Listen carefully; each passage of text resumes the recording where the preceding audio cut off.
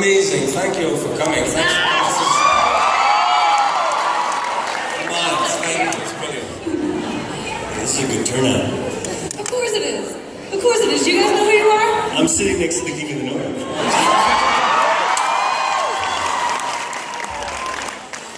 We already have a bunch of people lined up to ask questions, so if we want to jump right into that, I'll just gesture to you, and if you want to address both people, that's totally cool. One or the other is fine. Please keep it to one question so we can get through everybody, all right? Good? Great. Let's start with you. Hi, guys. Hi. Welcome to the United States. You're a little bit away from home. I have a question for you. Ireland. I want to talk about Ireland. I will be going there in October to explore the Game of Thrones territory. And I want to know if you have any tips along the way. Dress warm. Yes, of course, it's Ireland. Drink a lot. Again, it's Ireland.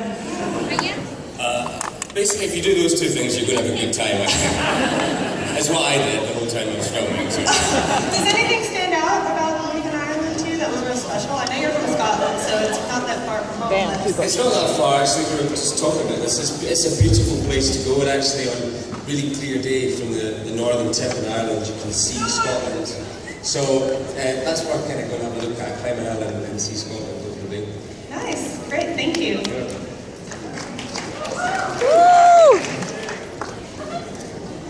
Hi. My question is for Pedro Pascal. Oh, are you wearing a North shirt? How do you feel your portrayal of Oberyn Martell has impacted the Latino community, the LGBTQIA community, or the intersectionality? How do I think it's impacted them? I mean, as far as the impression that I have so far, I love the way that it has impacted. I think that it's great to have Latinos represent on Game of Thrones. And then I think for the LGBT community, to have somebody who is up there and making absolutely no apologies for their sexuality, I think is really, really important. And that's all credit to David Benioff and Dan Weiss. I think they really took that character from the books and ran with it and gave him a lot of love. And I think that that's super important. So, ...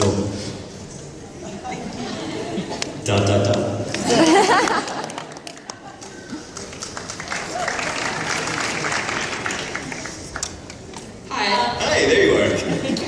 I'm Kylie. I don't actually have a question, but I wanted to say, King of the North!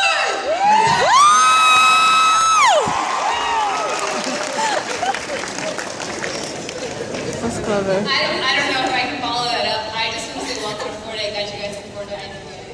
Nice! Oh.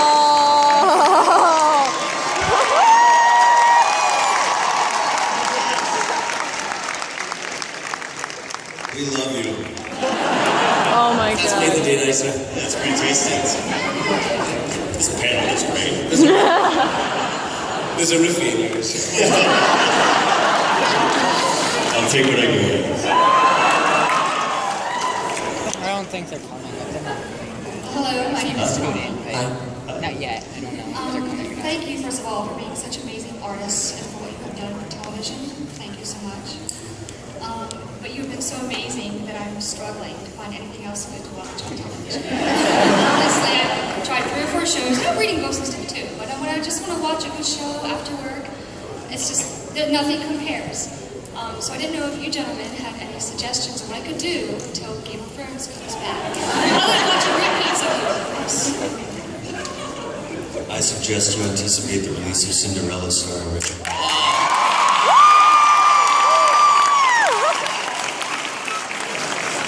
Now you can plug my show.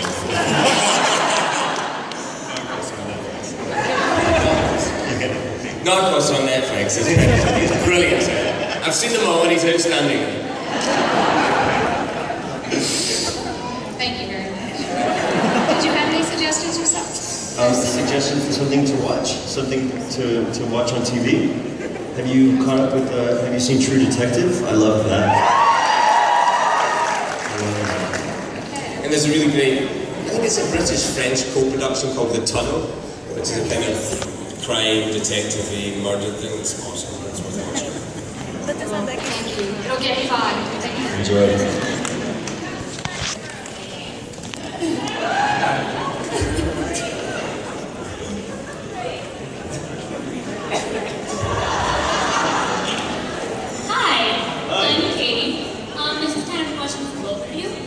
When you were cast for Game of Thrones, did you know of your fate, and if so, how did it affect you? I did. When I got cast, I knew I was going to die at the end of season 3. It's just like kind of the biggest secret that everyone knew that I had to keep and not tell anyone about. So I knew I was going to die at the end of that season, which was great in a way because I just kind of knew where I was going to with it, and then I could kind of study the book season by season and not preempt any of that stuff that was coming. I think that was what was hard, especially in the last episodes of season 3, of trying to not play something bad that's going to happen. You have to kind of keep checking yourself. You know, because there's the temptation anytime someone mentioned the phrase that you kind of have a little look to someone, oh, that could be bad. But actually it was good. It was just kind of, yeah, cool, whatever. And then it happened. Thank you. I knew I was going to die. I didn't know for 3 years though. Yeah, waiting for my death for years.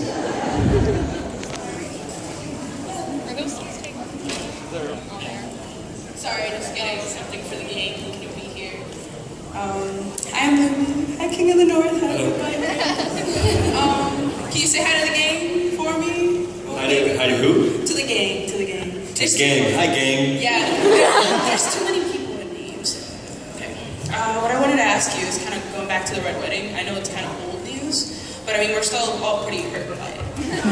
So I wanted to know if, like, both of you, if you've seen, like, the reactions that people have recorded and put on YouTube, they are insane. And also, which ones have you seen, and which were your favorites? Did it shock you?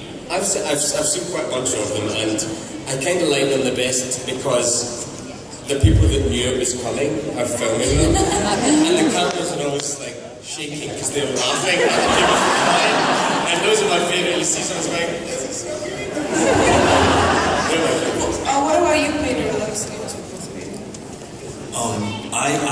I actually, before I auditioned, when I was auditioning for the part is when the Red Wedding episode aired. I was in the process of auditioning for it, so I was amongst all of the fans absolutely traumatized. I mean, just fucking traumatized. Did you see any of the fan reactions though? I did, I watched all of them. I had a lot of favorites. There was this one that was just like, clap back, Aria, clap back! Alright, thank you so much.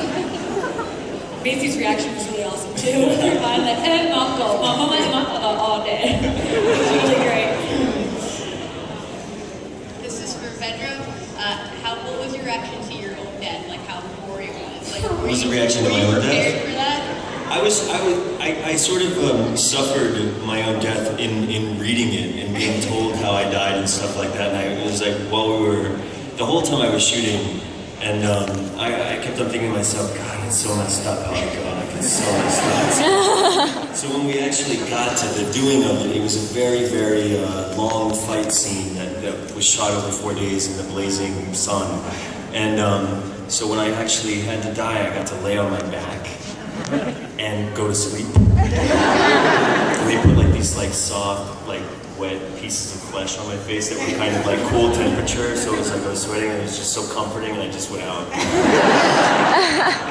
While they like pumped blood that was like piping through the I was asleep. Thing where that was his face. Yeah, of course that was a prosthetic. Yeah, that was not my head.